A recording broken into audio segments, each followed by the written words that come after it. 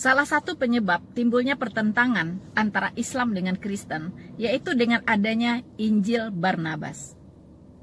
Ada apa dengan Injil Barnabas? Dan bagaimana pengaruhnya terhadap kekristenan?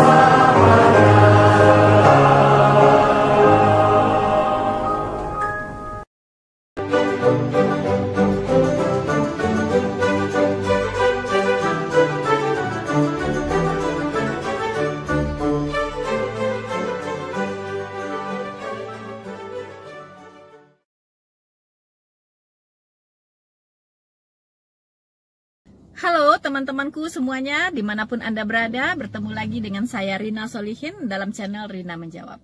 Teman-teman, kali ini saya ingin menanggapi sebuah video dari yang namanya Subandi Sukoco atau biasa disebut dengan Gus Embetik, ya, Gus Embetik. Begitu ya namanya, nama kerennya ya teman-teman, Gus Embetik, ya. Oke, Gus Embetik yaitu membahas tentang Injil Barnabas, ya, tentang Injil Barnabas. Dan saya sangat tertarik juga untuk menanggapi ya apa yang dibicarakan, apa yang diungkapkan, apa yang dinyatakan oleh Gus Embetik tentang Injil Barnabas. Ya, teman-teman, judul dari videonya itu adalah bahwa Injil Barnabas ini sejalan dengan Islam. Mengapa? Mengapa disebut sejalan? Karena ada nubuatan akan datangnya nabi terakhir, yaitu Muhammad. Bahkan di Injil Barnabas disebutkan namanya, ya. Jadi ada tertulis nama Muhammad di situ. Nah, makanya dikatakan Injil Barnabas ini sangat relevan dengan isi Al-Qur'an. Ya, bahwa di Al-Qur'an juga dikatakan bahwa akan datang, ya, nabi Muhammad yang sudah dinubuatkan, yang sudah disebutkan di kitab-kitab terdahulu, ya. Jadi Gus Embetik mengatakan bahwa Injil Barnabas ini sangat identik isinya dengan apa yang ada di Al-Qur'an, teman-teman. Teman-teman, sebelum saya lanjut untuk mengupas tentang Injil Barnabas, sebaiknya lah kita akan mendengarkan dulu apa perkataan atau pernyataan dari Gus Embetik tentang Injil Barnabas. Selamat mendengarkan. Akhirnya setelah diskusi kesana kemari berujunglah pada sebuah pembicaraan tentang nubuatan. Nanti kita akan bicara nubuatan itu. Nubuat itu tentang sebuah informasi akan datangnya seseorang di waktu yang akan datang. Jadi sekarang sudah disampaikan informasinya. Yang di Al-Quran tulis itu bahwa namanya itu tertulis di kitab-kitab terdahulu gitu kan. Gampangnya seperti itu. Terus aku bilang iya gitu loh. Iya, ya dia itu Kanjeng Nabi Muhammad gitu kan. Terus beliaunya, tamuku itu, dia mengambil Bible-nya. Ini tidak sama ya, Bible dia tidak seperti ini, karena dia dari Kristen yang bukan kelompok ini ya. Tapi tentang bahasan tentang Barnabas, kelompok Kristen mana aja sebetulnya sama kok ya. Jadi mereka cetak Bible-nya nggak di sini kok, di Jepang atau di mana. Dia buka Bible-nya, terus dia bilang tidak ada Pak di Injil Matius, Markus, Lukas dan Yohanes nama Muhammad itu tidak ada gitu. Kita pada waktu itu kami tidak berbicara konteks perjanjian lama ya, cukup perjanjian baru aja di Injil gitu. Terus aku bilang memang sesuatu yang tidak ada itu juga perlu didiskusikan. Masalahnya kalau aku memandang kok bagaimana kok tidak ada, ditiadakan atau memang tidak ada itu kan beda gitu. Tapi gini aja lah, kalau kita mengecek ke belakang itu bicara sejarah itu terlalu jelimet gitu. Gini aja Mas, kalau sampean menuntut sebuah nama tekstual itu, sampean kan nulis tekstual nuntut Muhammad gitu kan. Iya gitu. Aku ada gitu loh. Aku ada. Injilnya aku ada. Yang jadi masalah, sampean bisa menerima nggak itu Injil? Nah, di situ aja masalahnya. Kalau sampean bisa menerima, aku tunjukkan gitu. Dia termenung sejenak gitu ya, sambil kami ya ada hidangan apa minum-minum sekedar itu ya, tamu. Dia mungkin penasaran gitu. Setelah penasaran aku ngambil ini Mas, kalau sampean mau di sini ada di Injil Barnabas gitu ya. So begitu teman-teman ya. Jadi apa, Gus Embetik mengatakan bahwa nubuatan tentang Nabi Muhammad itu ada katanya ya, karena dia sedang berbincang-bincang dengan seorang teman, seorang Kristen katanya ya, tapi tidak disebutkan Kristen apa, bahkan katanya Alkitabnya agak beda dengan Alkitab biasanya begitu. Saya tidak tahu apakah ini Saksi Yehova atau Mormon apa saya nggak tahu ya. Jadi mengatakan bahwa ada katanya ya, karena temannya itu mengatakan di Markus, Yohanes, yang 4 Injil sinoptik itu tidak ada katanya begitu ya. Nah, tapi Gus Embetik mengatakan ada katanya gitu. Ada. Maka dikeluarkanlah Injil Barnabas, ya teman-teman. Jadi di Injil Barnabas itu tertulis nama Muhammad. Bahkan luar biasanya yang menubuatkan itu justru Isa sendiri katanya, ya. Yesus sendiri katanya begitu yang menubuatkan, ya. Nah, ini persoalannya teman-teman yang selalu timbul, ya. Diskusi, ya kan, perdebatan antara Islam dengan Kristen, yaitu tentang nubuatan Nabi Muhammad. Ya kan, kita sudah lihat di banyak channel, ya, yaitu berbicara tentang nubuatan Nabi Muhammad. Ya, apakah di Alkitab itu ada nubuatan Nabi Muhammad? Dan mereka mengklaim ada, begitu ya. Para Muslim mengklaim ada, begitu. Tapi kita sebagai yang pemilik Alkitab, yang kita membacanya siang dan malam dan merenungkannya, itu tidak ada, begitu ya. Tidak ada nama Muhammad, begitu teman-teman ya. Sekarang kita akan menyorot bagaimana pandangan Kristen terhadap Injil Barnabas ini. Injil apa itu? Injil Barnabas itu, ya. Nah, terus isinya seperti apa? Begitu ya. Dan siapa yang menulis Injil Barnabas ini? Nah, ini teman-teman. Jadi kita sebelum membaca sebuah kitab, ya, itu kita harus tahu dulu penulisnya siapa. Kira-kira penulisnya ini kredibel nggak?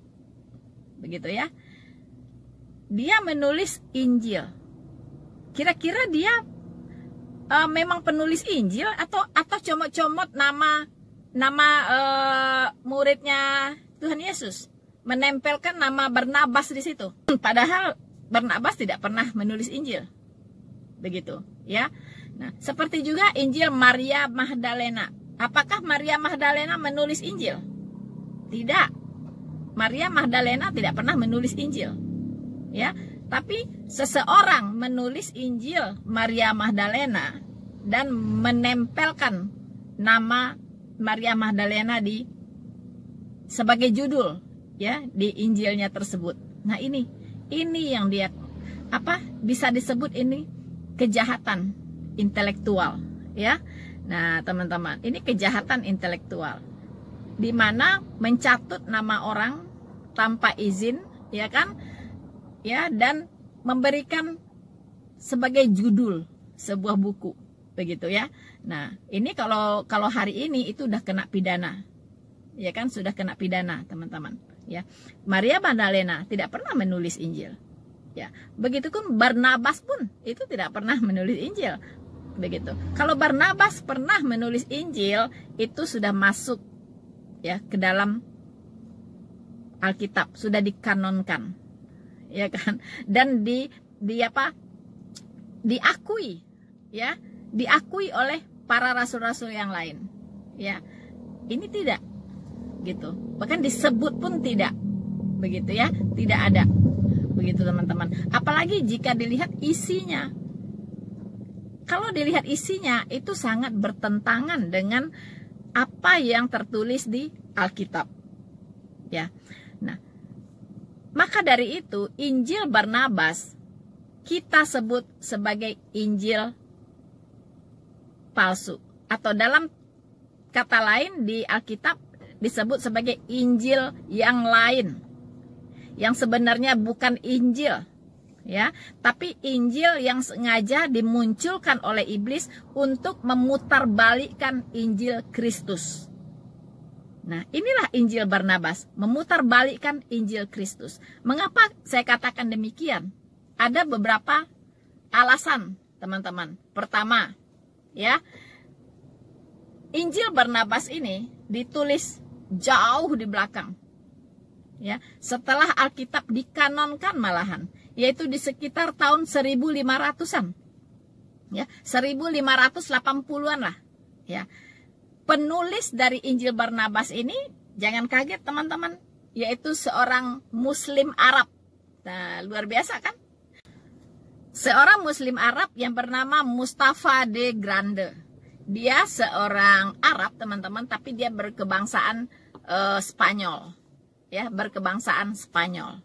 Nah, itu kan lucu sekali gitu. Kok bisa-bisanya orang Arab ya di tahun 1500-an tiba-tiba menulis Injil? Apa maksudnya? Pasti ada tujuannya, teman-teman. Ya, pasti ada tujuannya. Apa tujuannya? Nah, dan ingat bahwa saat itu tentunya Al-Quran sebagai kitab sucinya umat muslim itu sudah ada. Ya, sudah ada begitu. Nah, lalu mengapa pula isinya kok menyimpang dari Alkitab, tapi kok malah sejalan dengan isi Al-Quran? Sepertinya tidak perlu terlalu cerdas untuk memahami itu, ya teman-teman ya. Maksud dari penulisan tersebut. Faktor yang ketiga, sehingga kita mengatakan bahwa ini adalah Injil lain, Injil yang lain, atau Injil yang sengaja dibuat, diciptakan oleh oknum, begitu ya. Karena isinya sangat berbeda dengan kebenaran yang ada di Alkitab. Ya, sangat-sangat berbeda. Ya, kita sebut saja tentang penyaliban Tuhan Yesus. Ya kan? Nah, di sana dikatakan yang disalibkan itu bukan Yesus, tetapi diserupakan. Ya, diserupakan oleh Yudas, katanya begitu. Ya, Yudas. Nah, bahkan Yudasnya malah ngomong, ya, katanya, saya ini bukan Yesus, katanya. Saya ini Yudas. Bisa begitu ya, teman-teman ya, mengaku gitu. Nah, bodohnya kalau si Yudasnya mengaku, ya pastilah orang Roma, tentara Romawi tidak akan menyalibkan dia begitu, karena yang mau disalibkannya bukannya si Yudas, tapi Yesus Kristus begitu. Dan juga orang Yahudi tidak akan tinggal diam gitu, pasti akan diusut dulu, akan dicari tahu dulu, mengapa pula ini kok wajahnya jadi Yesus, tapi dia bilang dia bukan Yesus, dia Yudas, ya. Nah, itu kan aneh begitu ya, aneh sekali gitu. Nah, inilah teman-teman ya, mungkin penulisnya ini kurang cerdas ya. Jadi membuat skenarionya kurang soft gitu ya, jadi gampang sekali gitu ketahuan bodohnya ya, teman-teman ya. Nah, lalu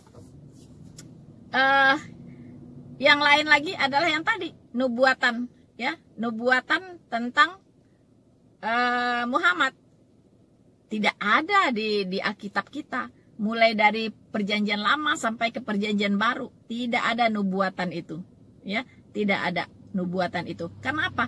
Karena Alkitab itu sudah ditutup, sudah di-close, tidak ada lagi nabi, ya. Jadi tidak ada lagi estafet kenabian, tidak ada lagi, sudah selesai. Kalau ada pun itu pasti nabi palsu dipastikan, ya. Setelah perjanjian baru berakhir, setelah kitab Wahyu ditulis oleh Rasul Yohanes di Pulau Patmos, tidak ada rasul lagi.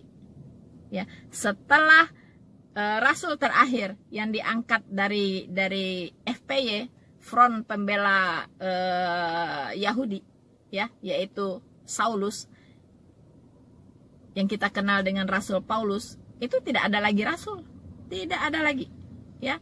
Apalagi muncul yang mengklaim dirinya nabi sekaligus rasul. Itu bagaimana? Gitu ya. Tidak ada lagi. Karena Wahyu 22 ayat 21 ya, kitab Wahyu 22 ayat 21 itu sudah mengunci Alkitab. Tidak ada lagi pewahyuan. Karena tidak ada lagi pewahyuan, maka jabatan nabi dan jabatan rasul pun selesai.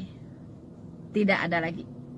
Alkitab Allah sudah jadi, sudah siap untuk beredar, diedarkan sebagai pedoman hidup, sebagai petunjuk bagi semua manusia untuk menuju surga, sebagai buku panduan dalam kehidupan kita sehari-hari. Ya, melalui Alkitab lah kita tahu mana yang benar, mana yang salah. Melalui Alkitab lah kita bisa mengenal Allah yang benar, mana yang salah. Begitu ya, jadi selesai. Lalu teman-teman, yang lucunya lagi, bukti ya dari mengada-ngadanya si Mustafa de Grande ini, kelihatan sekali dia itu buta geografi, teman-teman.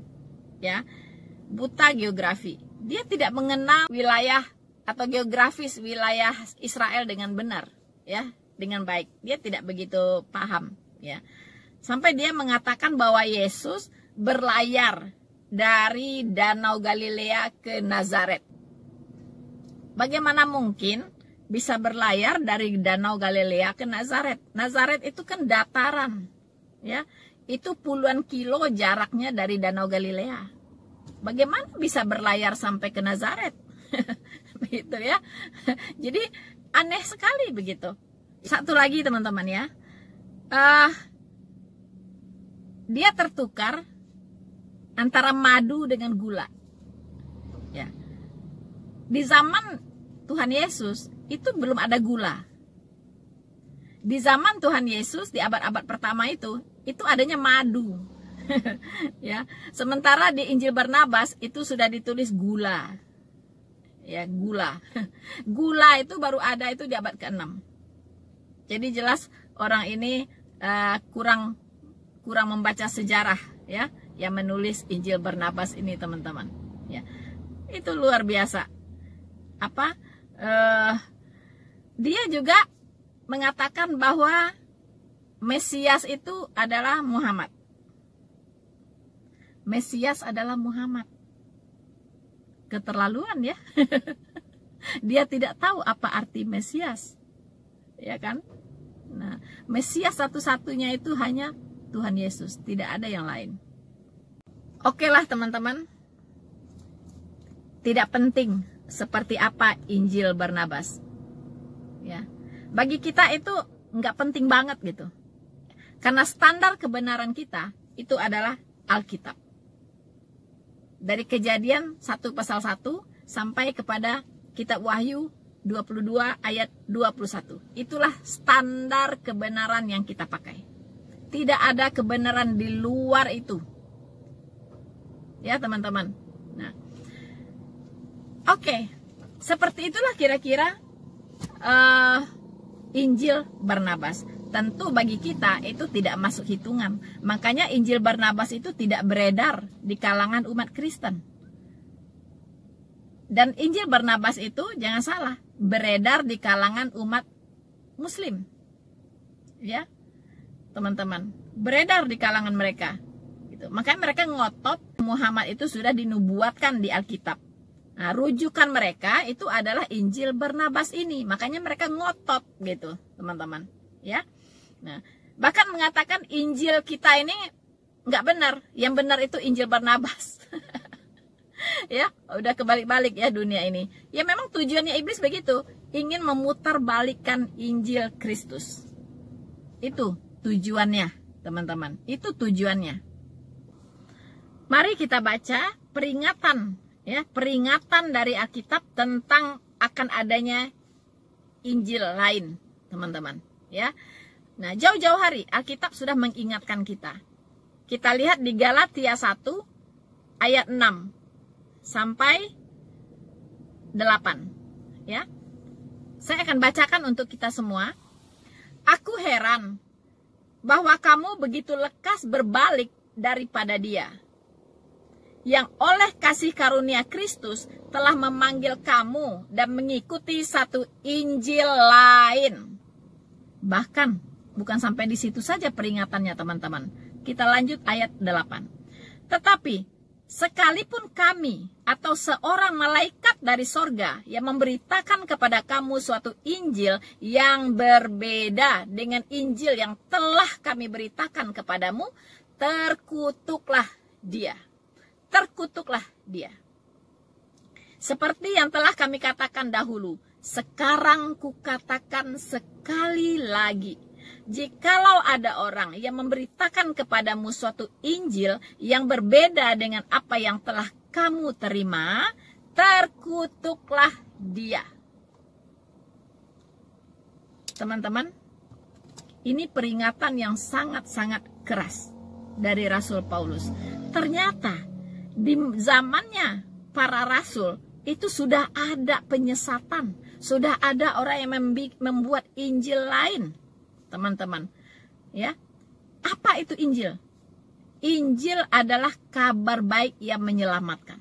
Nah, ini yang diselewengkan, yang disimpangkan, teman-teman. Ya, seperti juga sampai hari ini iblis berusaha menyimpangkan Injil. Nah, ini dia masih berlangsung sampai hari ini. Makanya kita harus sangat-sangat waspada. Kita bersyukur dan betul-betul sebuah anugerah, sebuah kasih Tuhan yang begitu besar kepada kita. Adanya Alkitab di tangan kita hari ini. Ya, yaitu firman Tuhan tertulis. Inilah yang menjadi pegangan kita.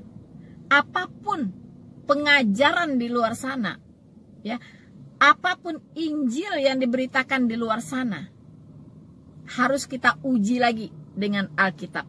Karena Alkitab adalah standar kebenaran. Ya, satu-satunya dan mutlak sifatnya, teman-teman. Karena kebenaran itu bersifat mutlak. Ya, mutlak. Sekali lagi, mutlak. Ya, tidak bisa ada kebenaran alternatif, tidak ada. Kebenaran Allah bersifat mutlak. Ya, jadi segala sesuatu yang kita terima di luar sana, yang kita dengar di luar sana, uji lagi kebenarannya dengan firman Tuhan yang ada di Alkitab. Kalau sesuai, baru kita aminkan. Jika tidak sesuai, kita tolak. Begitu, teman-teman, ya. Karena iblis ini tidak tinggal diam. Dia selalu melakukan sabotase demi sabotase terhadap Injil. Karena Injil ini yang menyelamatkan orang, teman-teman. Makanya dia berkepentingan untuk membuat Injil-Injil lain yang sebenarnya bukan Injil. Ya. Sekarang sebagai umat Kristen, apakah kita sudah clear belum tentang Injil? Apa itu Injil? Apa itu Injil? Injil artinya kabar baik menuju sorga. Ya. Kabar baik yang menyelamatkan. Itu Injil. Apa isi Injil itu? Nggak banyak, teman-teman. Isi Injil itu bicara tentang kelahiran Tuhan Yesus. Ya, bahwa dia adalah Allah yang menjadi manusia. Yang kedua, tentang pelayanannya. Ya, tentang pelayanannya. Yang ketiga, tentang kematiannya di kayu salib untuk menebus dosa seisi dunia. Bukan dosa saya saja, bukan dosa Anda saja, tapi dosa semua orang di luar sana. Semua sudah dipakukan di kayu salib. Tinggal manusianya mau terima atau tidak, mau mengaminkan atau tidak. Begitu, ya. Bagi kita yang mengaminkan dan menerima kasih karunia ini, ya, kita dosa-dosa kita sudah terhitung disalibkan. Begitu, teman-teman. Nah, itu isi Injil. Ya, kita hanya perlu mengaku dosa, ya, mengakui kita orang berdosa, mengakui dosa-dosa kita, ya, dan mengaminkan pengorbanan Tuhan Yesus di kayu salib bagi kita. Dan kita hidup bagi Dia. Nah, ini harus clear, ya. Jadi tidak ada lagi diselamatkan plus ini, plus itu, plus ini, ya. Diselamatkan harus begini, harus begitu, tidak. Ya. Aminkan itu, teman-teman. Ya. Kemudian tentang kebangkitannya. Nah, ya, tentang kebangkitannya. Itu isi Injil. Kemudian tentang kedatangannya nanti. Itu tambahan, ya. Kedatangannya nanti sebagai hakim bagi seluruh umat manusia. Nah, itulah inti dari Injil. Nah, inilah poin-poin inilah yang sengaja disimpangkan, ya, diselewengkan oleh iblis. Dia mengatakan bahwa Yesus itu hanya manusia, bukan Tuhan. Ya. Dia katakan Tuhan itu tidak mungkin jadi manusia. Tapi kita katakan manusia yang tidak mungkin jadi Tuhan. Tapi apa susahnya Tuhan menjadi manusia jika itu memang dikehendakinya.